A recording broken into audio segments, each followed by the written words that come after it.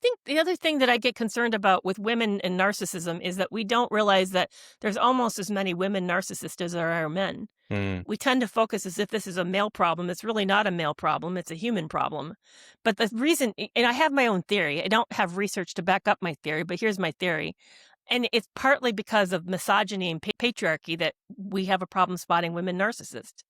Because we've socialized people to believe that women are a certain thing. There's a study back in I think it was the 1970s, maybe late 70s, early 80s, that it was a very simple study. And it looked at, it was about how you would describe a man, how you would describe a woman, and how you describe a mental health patient. That was the question. Simply, it gave a bunch of college students this questionnaire and say, choose the adjectives that described a typical healthy man. Choose the adjectives that describe a typical healthy woman, and then choose the adjectives that describe a typical mental health patient.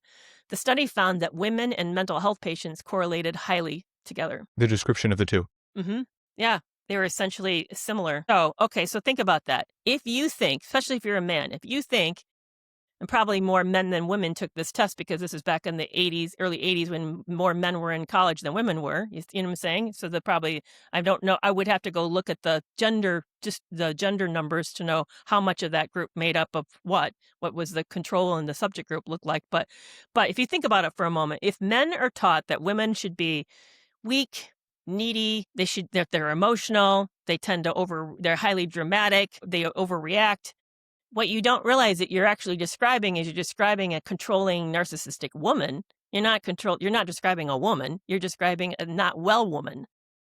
But if you go out and then look for that individual and think, oh, she's just being typically feminine. No, she's not. She's being emotionally unhealthy. So we miss it. But we don't miss it when she becomes a mom. That's where it starts to pop up. We can identify that we have a lot of content about narcissistic mothers, but where did these women come from? We don't seem to put it together that they had to get married and have children and that they have a relationship with somebody, and that there is somebody who's suffering abuse from this woman, that he's living with a very difficult person. So that's why I think we miss the queen bees and the mean girls, is because we just say, oh, well, she's just being, isn't it good that she's bossy? And, all women are kind of a little dramatic, and okay, so she's fussy about her hair, and she sort of, she gets a little bitchy sometimes. But we don't realize that, no, that's actually a grandiose narcissist that you're seeing. But there's also a covert narcissist form of it, as well as other forms of narcissism in women that we're missing. So I think that's the other dynamic that I get worried about, is that we need to realize that just because women tend to be socialized as being compliant and easygoing doesn't mean we all are.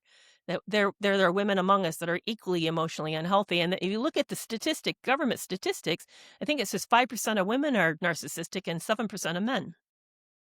That's not far off of being 50-50. Yeah. To go even deeper on these ideas, you can watch my full episode using the link in the description or the box on the screen.